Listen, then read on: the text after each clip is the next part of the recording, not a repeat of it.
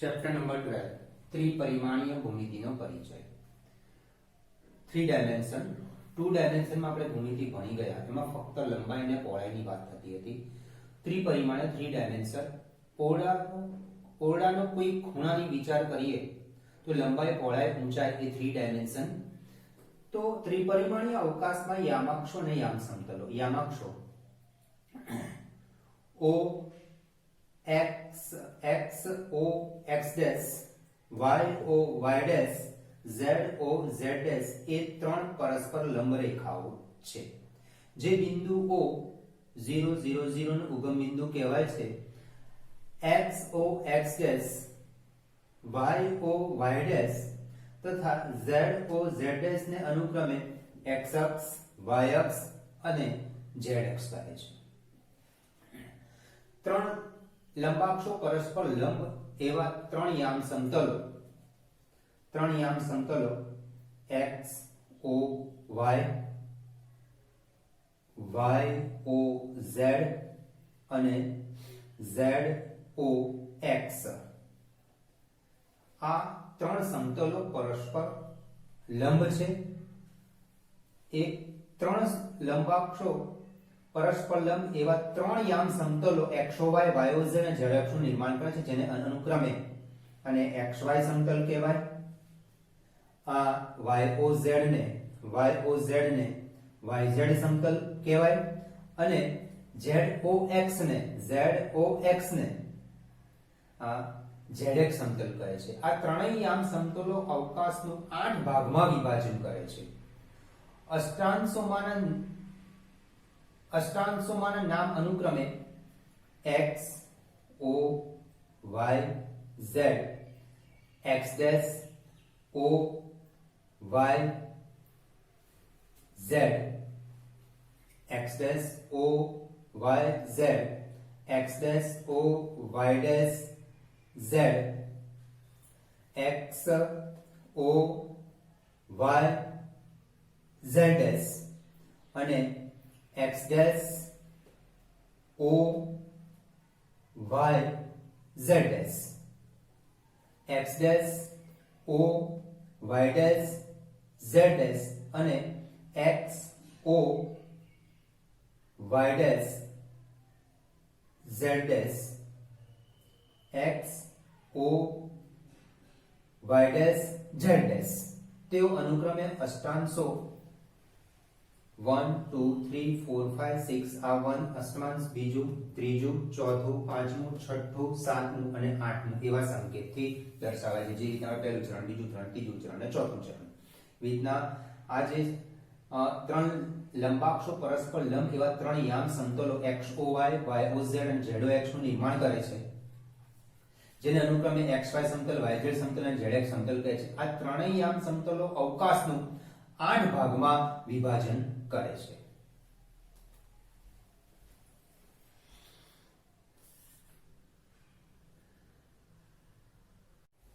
અવકાશમાં બિંદુના યામ. અવકાશમાં બિંદુ P આપેલ છે, જેના યામ અનુક્રમે x y z છે. બિંદુ P x y z અષ્ટાંશ xo y z માં આવેલ હોવાથી x y z ધન છે. xo y z માં અષ્ટાંશ xo y z માં છે એટલે x યામ, y યામ અને z યામ ધન છે. આકૃતિ પ્રમાણે OL x, LM y અને PM z થશે. બિંદુ M એ xy સમતલમાં હોવાથી તેના યામ xy સમતલમાં z યામ 0 હોય અને x અને y નું મૂલ્ય z યામ 0 હોય. બિંદુ L એ x અક્ષ પર હોવાથી તેના યામ x 0 0. આપણે આગળ પણ દ્વિપરિમાણમાં ભણી ગયા છે કે બિંદુ જો x અક્ષ પર હોય તો y યામ 0, જો બિંદુ y અક્ષ પર હોય તો x યામ 0 લઈએ છે. આમાં આ બિંદુ L એ x અક્ષ પર છે એટલે એનો y અને z યામ 0 થશે. જો બિંદુ P અન્ય અષ્ટાંશમાં હોય તો x y z નું ચિહ્ન ધન કે ઋણ થશે તેને અનુરૂપ. એટલે કે આપણે બિંદુ પહેલા ચરણમાં લઈએ તો x અને y પોઝિટિવ. બિંદુ દ્વિપરિમાણની વાત કરું છું. બિંદુ જો પહેલા ચરણમાં લઈએ તો xy પોઝિટિવ, બિંદુ બીજા ચરણમાં લઈએ તો x નેગેટિવ, y પોઝિટિવ. એ પ્રમાણે બિંદુ P અન્ય અષ્ટાંશમાં હોય તો xy z નું ચિહ્ન ધન કે ઋણ હોઈ શકે. એ પ્રમાણે અવકાશમાં પ્રત્યેક બિંદુ P ને અનુરૂપ વાસ્તવિક સંખ્યાઓનો ક્રમિક ત્રય, આ ત્રણમાં છે એટલે ત્રય કહેવામાં આવે છે. અહીં વાસ્તવિક સંખ્યા ક્રમિક ત્રય x y z સંકળાયેલા છે. x અક્ષ પરના બધા જ બિંદુનો યામ x0 0, y અક્ષ પરના બધા જ બિંદુનો યામ 0 y0, z અક્ષ પરના બધા જ બિંદુઓના યામ 0 0 z. જે રીતના આપણે દ્વિપરિમાણમાં ભણી ગયા છે કે x અક્ષ અને y અક્ષ પર, x અક્ષ પર બિંદુ હોય તો એને y યામ 0, તે બિંદુના યામ થાય x0. y અક્ષ પર બિંદુ હોય તો એને x યામ 0, તો 0y. એ જ પ્રમાણે અહીંયા આગળ xy સમતલમાં આવેલા બિંદુનો યામ, xy સમતલમાં બિંદુ હોય તો એનો z યામ 0 હોય, yz સમતલમાં હોય તો એનો x યામ 0 લેવાનો, zx સમતલમાં હોય તો એનો y યામ 0 લઈ લેવાનો.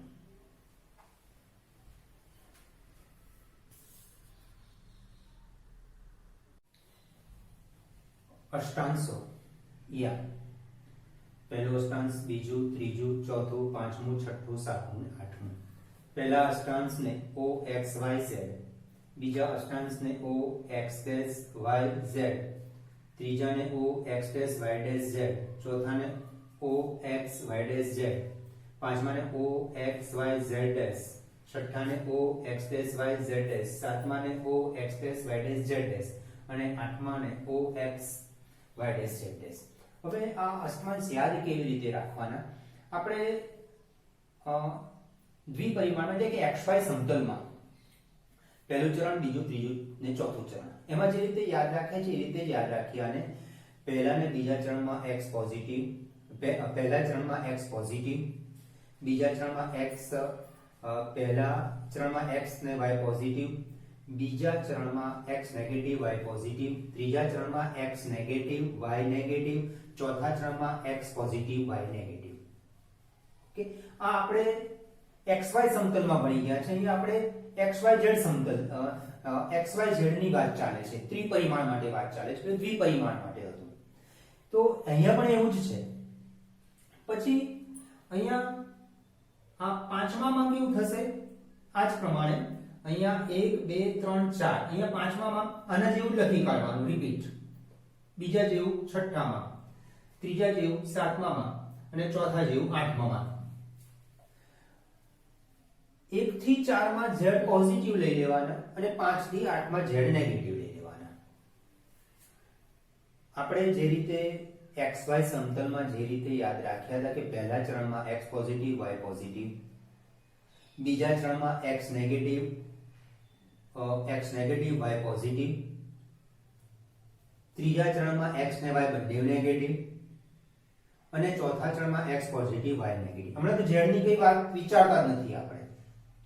હવે આગળ કે આ પાંચમું છે એમાં આના જેવું જ રિપીટ લખી નાખવાનું, છઠ્ઠામાં આના જેવું જ, સાતમામાં આના જેવું, આઠમામાં આના જેવું. 1 થી 4 માં x પોઝિટિવ અને 5 થી 8 માં x negative. o x y z છે એટલે x y z positive. x dash છે, જ્યાં ડેશ આપ્યા હશે ત્યાં નેગેટિવ હશે. અહીંયા o x dash y dash z એટલે negative, x negative y negative z negative. આ ત્રીજું. આ ચોથું, x positive y negative z positive. o x y z dash એટલે x positive y positive z negative. o x dash y z dash એટલે x negative y positive z negative. o x dash y dash z dash તો x negative y negative z negative. o x y dash z dash x positive y negative z negative. યાદ આ રીતે જ રાખજો કે આપણે પહેલું, બીજું, ત્રીજું, ચોથું ચરણ હતું એ પ્રમાણે જ યાદ રાખજો એટલે તમને આટલો ભાગ તો યાદ રહી જશે. ફરી આગળ રિપીટ આના જેવું જ કરી નાખવાનું. છઠ્ઠા માટે આ, સાતમા માટે આ અને આઠમા માટે આ. 1 થી 4 માં z પોઝિટિવ, 5 થી 8 માં z નેગેટિવ. આ પ્રમાણે આ પહેલું, બીજું, ત્રીજું, ચોથું, પાંચમું, છઠ્ઠું, સાતમું, આઠમું. આ પહેલું અષ્ટમાંશ, આ બીજો અષ્ટમાંશ, ત્રીજો અષ્ટમાંશ, ચોથો અષ્ટમાંશ, પાંચમો અષ્ટમાંશ, છઠ્ઠો અષ્ટમાંશ, સાતમો, આઠમો અષ્ટમાંશ. આ રીતે યાદ રાખી શકાય આને.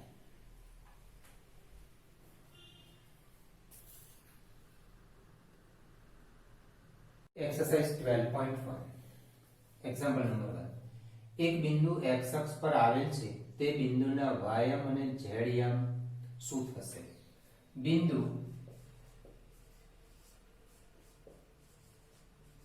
x અક્ષ પર આવેલ છે, તેથી તે બિંદુનો વાયામ અને ઝેડયામ શૂન્ય થાય. x અક્ષ પર વાયામ અને ઝેડયામ શૂન્ય હોય છે. બીજો એક્ઝામ્પલ, એક બિંદુ xz સમતલમાં છે, તે બિંદુનો વાયામ અંગે શું કહેશો? બિંદુ xz સમતલમાં છે,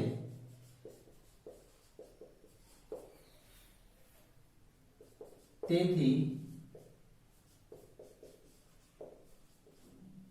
તે બિંદુનો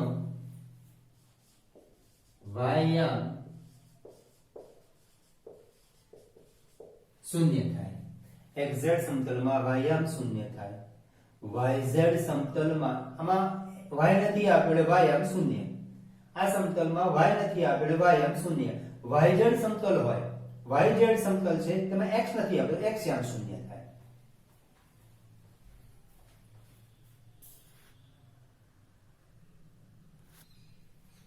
એક્ઝામ્પલ નંબર 3, નીચે આપેલા બિંદુઓ કયા અષ્ટાંશમાં છે તે જણાવો. હવે એ અષ્ટાંશનું જે કોષ્ટક બનાવ્યું હતું એ યાદ રાખવાનું. આ યાદ રાખવાની ટેકનિક પણ આપી હતી કે આપણે જે xy સમતલ એટલે કે દ્વિપરિમાણમાં ભણી ગયા છે કે પહેલું ચરણ, બીજું ચરણ, ત્રીજું ચરણ, ચોથું ચરણ. પહેલા ચરણમાં xy પોઝિટિવ, બીજામાં x નેગેટિવ, y પોઝિટિવ, ત્રીજામાં x અને y નેગેટિવ, ચોથામાં x પોઝિટિવ, y નેગેટિવ. એ જ પ્રમાણે અહીંયા યાદ રાખજો. આમાં ફક્ત એટલું જુદું પડે છે કે 1 થી 4 અષ્ટમાંશમાં z પોઝિટિવ અને 5 થી 8 અષ્ટમાંશમાં z નેગેટિવ. એ પ્રમાણે યાદ રાખી દેજો. તો અહીંયા z છે પોઝિટિવ છે, x ને y બંને પોઝિટિવ છે. x ને y પોઝિટિવ પહેલું ચરણ થાય. આ z પણ પોઝિટિવ, 1 થી 4 અષ્ટમાંશમાં z પોઝિટિવ છે, એટલે આના પરથી આપણે આ પહેલું અષ્ટાંશ થશે. હવે અહીંયા z પોઝિટિવ છે, એટલે આના પર બે પરથી ખબર પડી જશે. આ અહીંયા z પોઝિટિવ છે, એટલે આપણે પહેલું, બીજું, ત્રીજું, ચોથામાંથી વિચારવાનું છે. x પોઝિટિવ, y નેગેટિવ, એટલે ચોથું અષ્ટાંશ આવશે. હવે આના પર જોઈએ. z નેગેટિવ છે, એટલે 5 થી 8 માં અષ્ટાંશમાં જોવાનું. પાંચમું, છઠ્ઠું, સાતમું અષ્ટાંશમાં z નેગેટિવ છે, એ ચારે ચાર અષ્ટાંશમાં. હવે આના પર જોઈએ આપણે. x positive, y negative, x positive છે, y નેગેટિવ છે, એ 8મા અષ્ટાંશમાં આવશે.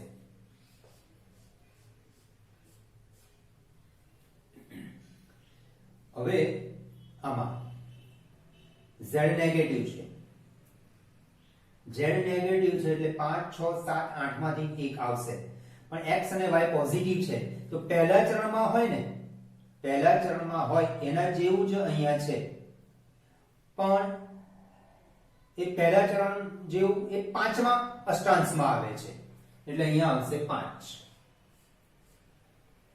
પહેલા ચરણ જેવું 5મા અષ્ટાંશમાં આવે, બીજા ચરણ જેવું 6થામાં આવે, ત્રીજા ચરણ જેવું 7મામાં આવે, ચોથા ચરણ જેવું 8મામાં આવે. ઓકે, અહીંયા z નેગેટિવ છે, એટલે 5 થી 8મું અષ્ટાંશ આવશે. z નેગેટિવ એટલે 5 થી 8મું અષ્ટાંશ. હવે x નેગેટિવ, y પોઝિટિવ છે, એટલે બીજા ચરણ જેવું થયું, બીજા ચરણ જેવું છઠ્ઠા અષ્ટાંશમાં આવે છે, છઠ્ઠું અષ્ટાંશ આવશે. અહીંયા z પોઝિટિવ છે, એટલે 1 થી 4 ચરણમાં વિચારવાનું થશે. હવે x નેગેટિવ છે, y પોઝિટિવ છે, x નેગેટિવ, y પોઝિટિવ, એટલે બીજું અષ્ટાંશ. અહીંયા z પોઝિટિવ છે, એટલે 1 થી 4 અષ્ટાંશમાં વિચારવાનું.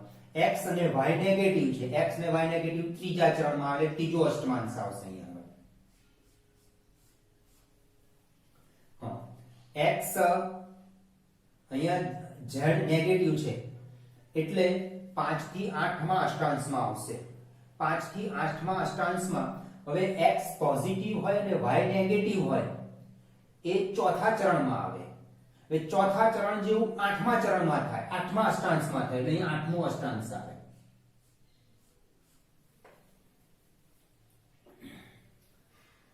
આના માટે ફરી સમજીએ કે આ z નેગેટિવ છે એટલે 5 6 7 8 અષ્ટાંશમાં આવે હવે x નેગેટિવ અને y positive x negative y positive એ બીજા ચરણમાં બીજા ચરણ જેવું છઠ્ઠા ચરણમાં થાય એટલે આ અહીંયા છઠ્ઠું અષ્ટમાંશ લખ્યું છે અહીંયા આગળ ઓકે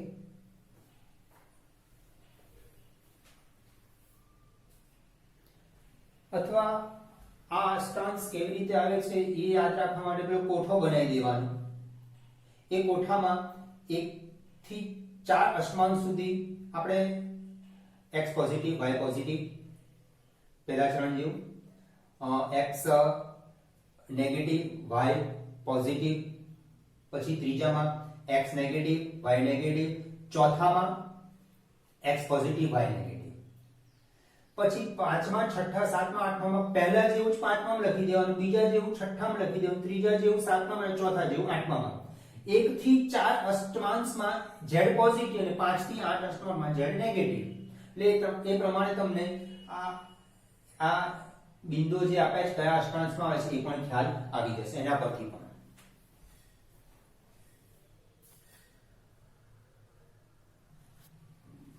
એક્ઝામ્પલ નંબર 4 ખાલી જગ્યા પૂરો નંબર 1 x અક્ષ અને y અક્ષ બંને સાથે મળીને જે સમતલનું નિર્માણ કરે છે તે xy સમતલ થી ઓળખાય છે xy સમતલમાં બિંદુઓના યામ x y 0 xy સમતલમાં z યામ 0 હોય યામ સમતલો અવકાશનું ખાલી જગ્યા અષ્ટાંશોમાં વિભાજન કરે છે અવકાશનું 8 અષ્ટાંશોમાં વિભાજન કરે છે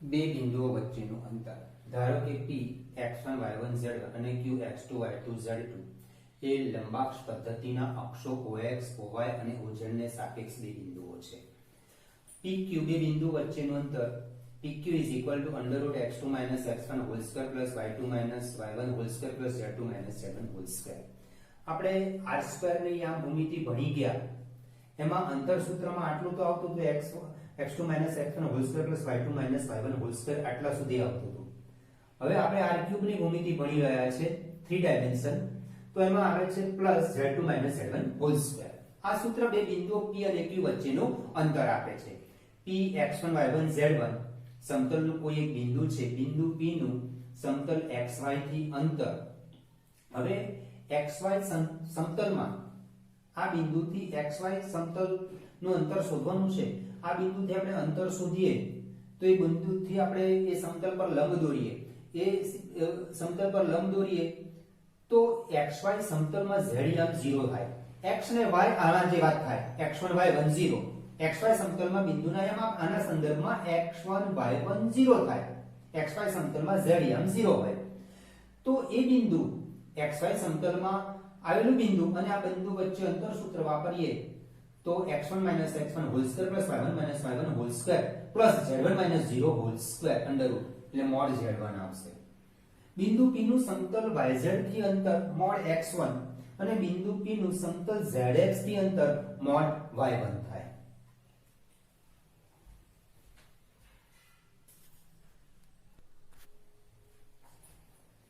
એક્ઝામ્પલ નંબર 1 આપેલ બિંદુની જોડ વચ્ચેનું અંતર શોધો ધારો કે a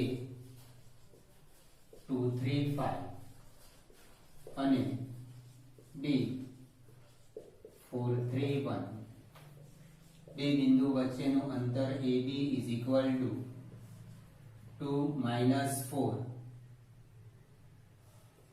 - 2 square plus 3 - 3 0 square 5 - 1 4 square is equal to under root 4 plus 16 is equal to root 20 is equal to 2 root 5.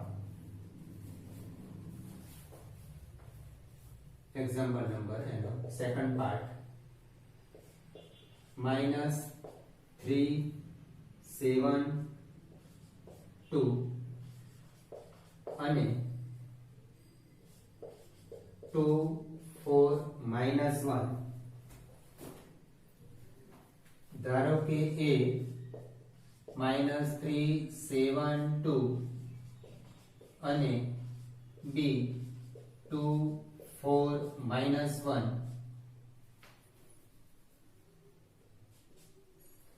બે બિંદુ વચ્ચેનું અંતર AB is equal to under root minus 3 minus 2 minus 5 no square plus 7 minus 4 3 square 2 minus અને આ minus છે plus 2 plus 1 3 square is equal to under root 25 plus 9 plus 9 25 plus 18 is equal to root 43.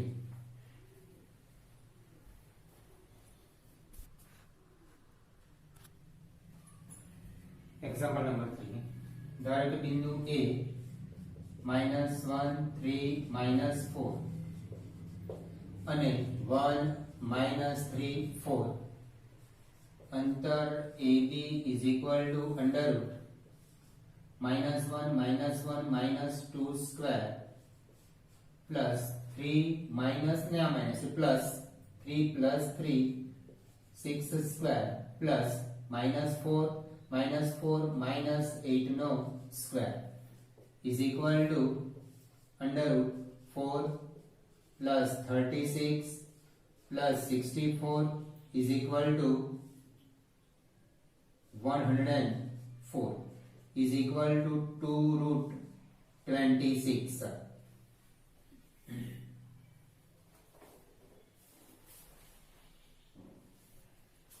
Example number 4. 2 minus 1 3 અને minus 2 1 3. ધારો કે બિંદુ A 2 minus 1 3 અને B minus 2 1 3.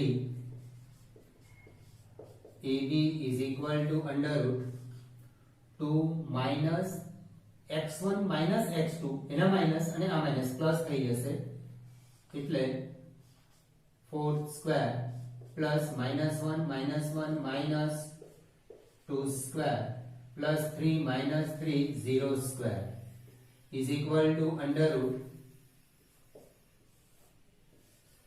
16 plus 4 is equal to root 20 is equal to 2 root 5.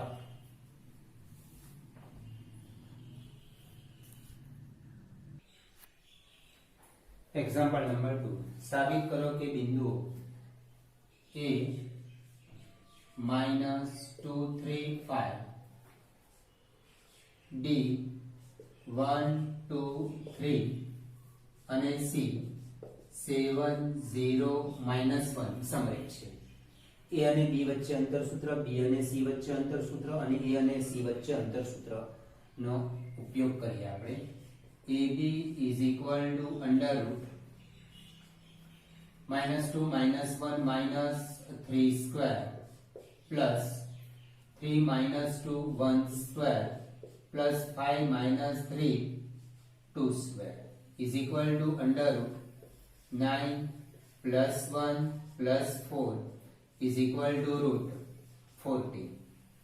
BC is equal to under root 1 minus 7 minus 6 square અથવા આમ પણ ઉપયોગ 7 minus 1 આમ પણ કરી શકશો 2 square 3 minus આ plus 1 થઈ જશે એટલે 4 square is equal to 36 +4 +16 is equal to √56 is equal to 2√40.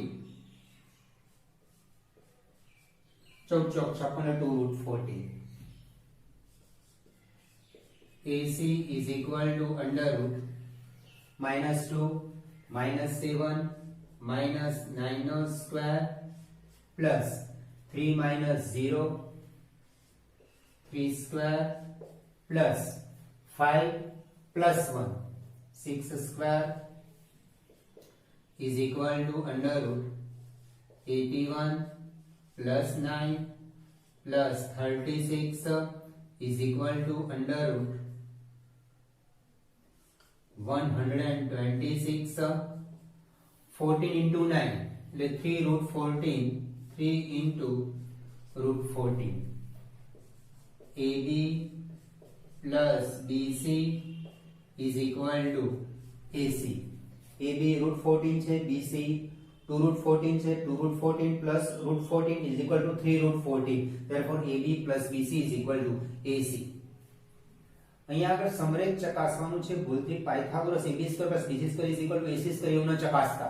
સમરેખ માટે આપણે અહીંયા સ્ક્વેર આવે જ નહીં. AB plus BC is equal to AC. Therefore બિંદુઓ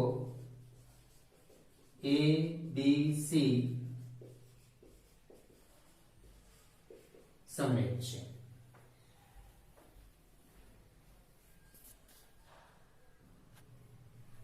એક્ઝામ્પલ નંબર 3 નીચે આપેલા વિધાનો ચકાસો.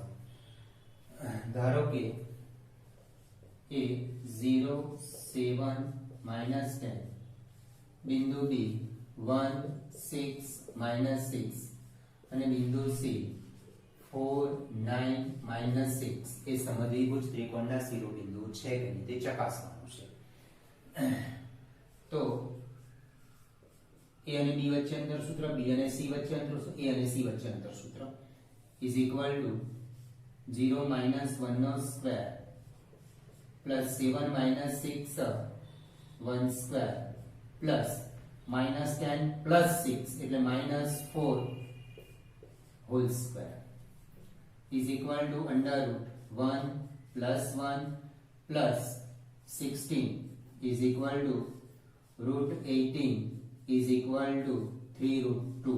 9 દુ 18 એટલે 9 નો સ્ક્વેર રૂટ નીકળી જશે and 2 as it is રહેશે.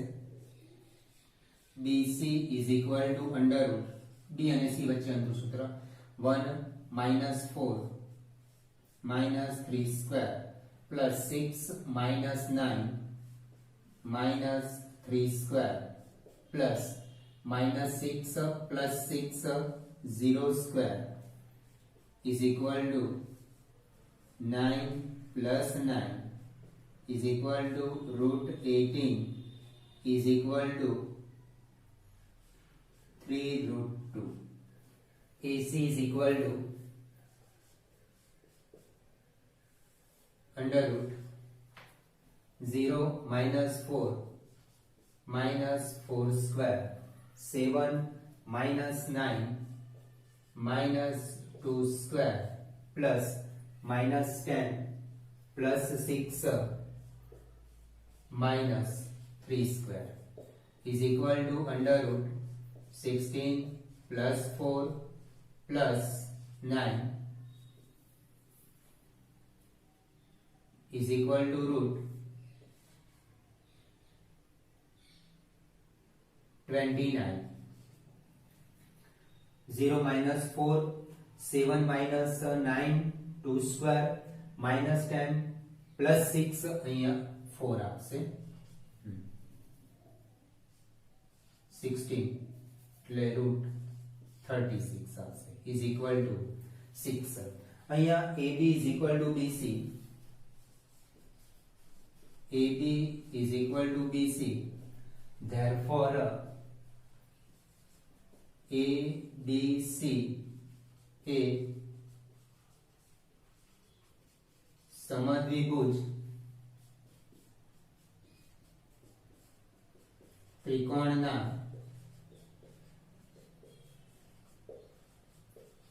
શિરોબિંદુઓ છે, therefore વિધાન સત્ય છે.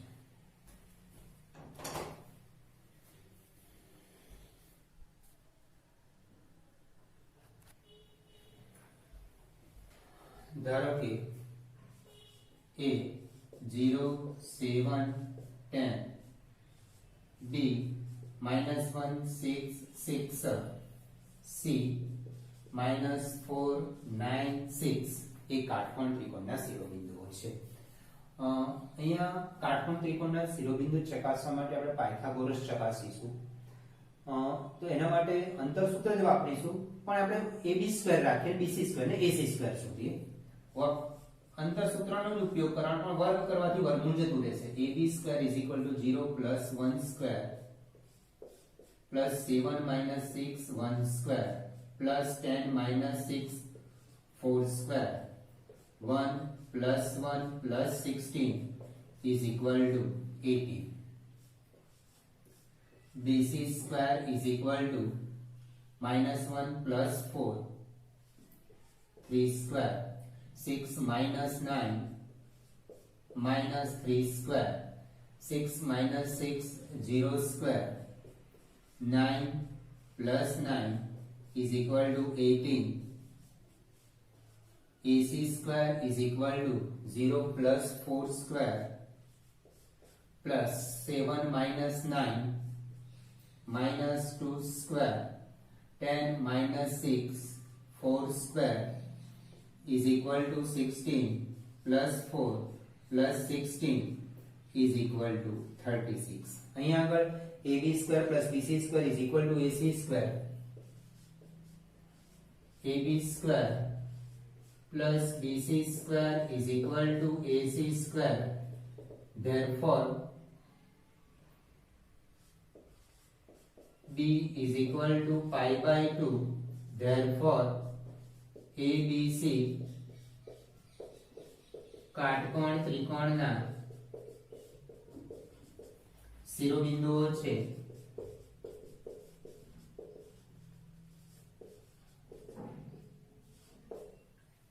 Therefore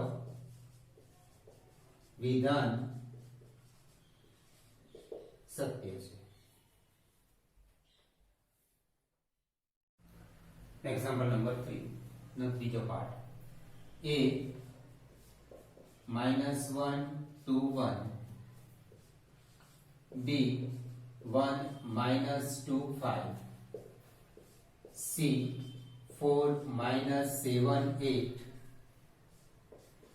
D 2 -3 4. હવે સમાંતર બાજુ ચતુષ્કોણના શિરોબિંદુ છે કે નહીં તે ચકાસીએ. તો એના માટે AB = √(-1 - 1 -2² +2 + 2 4² +1 - 5 -4² √4 + 16 + 16 √36 6. હવે બાજુ BC શોધીએ. BC ની લંબાઈ √(1 - 4 -3² +-2 +7 5² 5 - 8 -3² √9 + 25 + 9 √43. હવે CB = √4 - 2 2² +-7 + 3 -4² +8 - 4 4² √4 + 16 + 16 √36 36 is equal to 6. AD is equal to under root -1 -2 -3 square plus 2 plus 3 5 square 1 -4 -3 square is equal to under root 9 plus 25 plus 9 18 plus 25 is equal to root 43. Therefore AB is equal to CD तथा BC is equal to AD.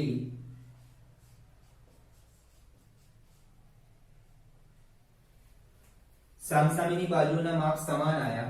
Therefore ABCD बिंदुओं ABCD ए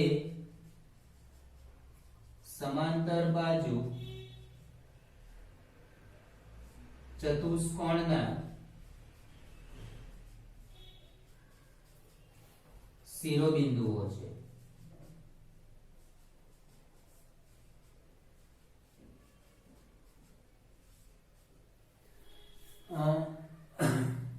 બીજી રીતમાં અને સમાંતર બાજુ ચતુષ્કોણના શિરોબિંદુ ચકાસવા હોય તો રેખાખંડ AC નું મધ્યબિંદુ અને રેખાખંડ BD નું મધ્યબિંદુ આમાં આપણે R² માં એટલે 2 ડાયમેન્શન x અને y માં x અક્ષ અને y અક્ષ આપ્યા હતા. એ વખતે આપણે મધ્યબિંદુના યામ શોધતા હતા આ રીતે કે મધ્યબિંદુના યામ બરાબર x1 x2/2 y1 y2/2.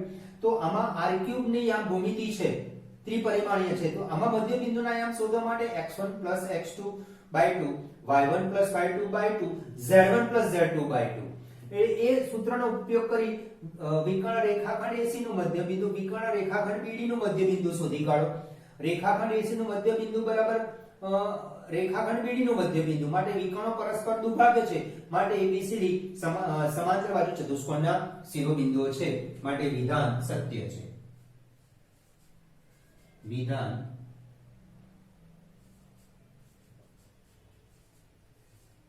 સત્ય છે.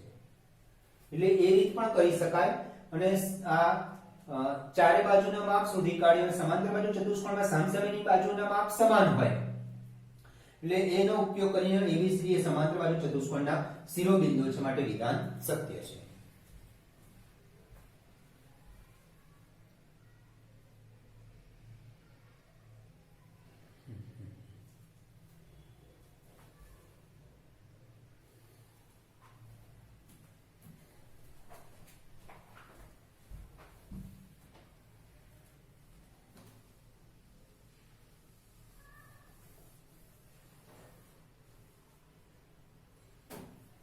Therefore ABCD એ સમાંતર બાજુ ચતુષ્કોણના શિરોબિંદુઓ છે. માટે વિધાન સત્ય છે.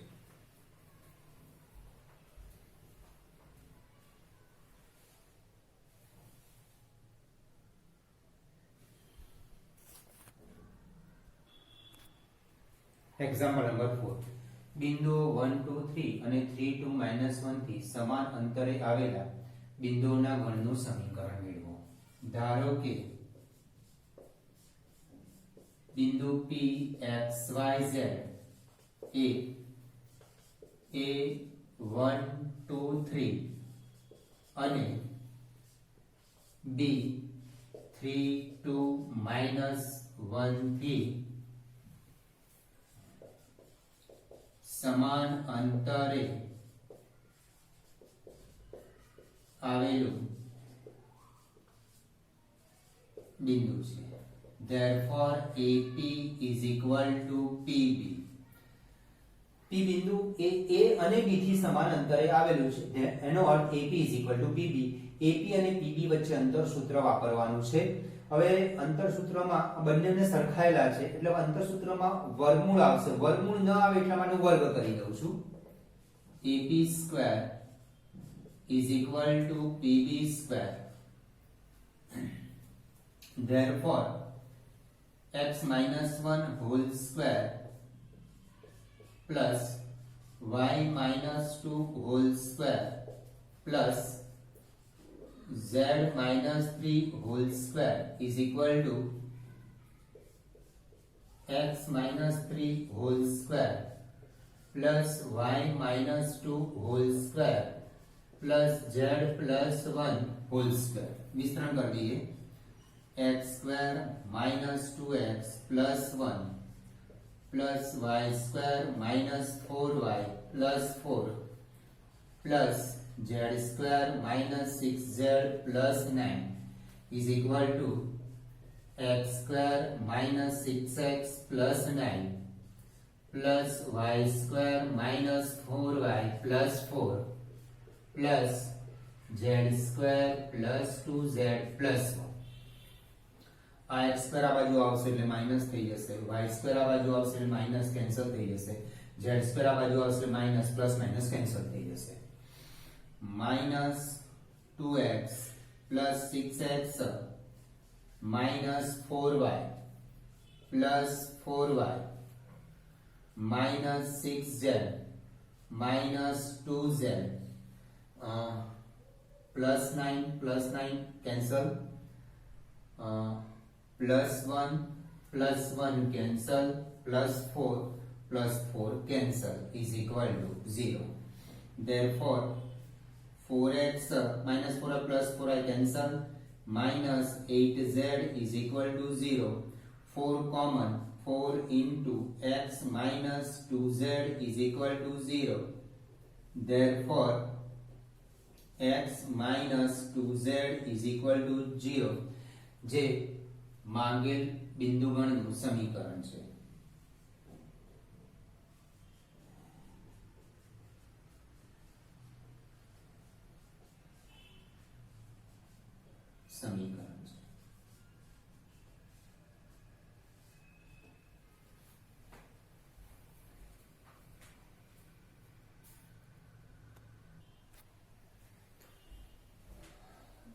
બિંદુ A 400 અને B -400 થી જેમના અંતરોનો સરવાળો 10 થતો હોય તેવા બિંદુગણ P નું સમીકરણ. ધારો કે બિંદુ PXYZ ના બિંદુ A400 અને B -400 થી અંતરોનો સરવાળો 10 છે. એટલે AP અને PB ના અંતરોનો સરવાળો 10 છે. Therefore AP plus PB is equal to 10. હવે આવું જ રાખીને આપણે અંતર સૂત્ર વાપરીશું તો સાદરૂપમાં અટપટું થશે અને અઘરું બની જશે. એના કરતા થોડું AP -10 PB હવે વર્ગ કરીએ. વર્ગ કરતા AP square is equal to 10 PB whole square. AP square is equal to 100 -20 PB plus PB square. AP એટલે A અને P વચ્ચે અંતર સૂત્ર. x -4 whole square y -0 square y square plus z -0 square z square 100 -20 PB. આને as it is PB એમના પછી સાદુરૂપ આપીશું અને પછી P અને B વચ્ચે અંતર સૂત્ર વાપરીશું. આ PB એઝ ઇટ ઇઝ રહેવા દઈએ. PB square P અને B વચ્ચે અંતર સૂત્ર x +4 whole square plus y square plus z square. x plus 4 whole square plus y minus 0 whole square plus z minus 0 whole square એટલે આવું રહેશે. y square z square cancel થઈ ગયા. જો આપણે આ રીતે જ રાખ્યું હોત ap plus pb